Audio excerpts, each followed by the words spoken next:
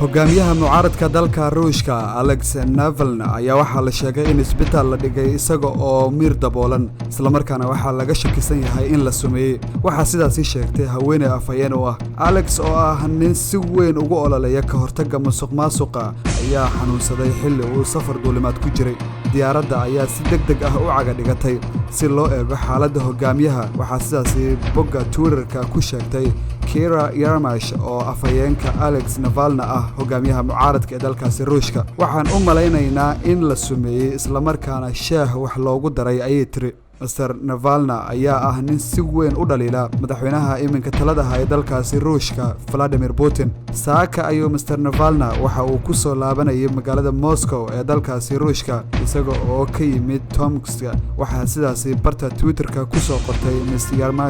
Yarmasha ayaa markii dambe sidoo kale sheegtay in Mr. Navalny la dhigay qaybta xaaladda culus ilaa iminka ma jirto cid ka madax bannaan Ms. Yarmasha oo xaqiijisay warkan ay ku andacootay sanadka markuu ahaa 2011 ayaa xabsiga la dhigay Mr. Navalny isla markaana uu ku jiray muddo 15 maalmood ah xilli ay dalkaasi ka socdeen dibadbaxyo ku aadanaa in doorashada uu Putin ku shibtay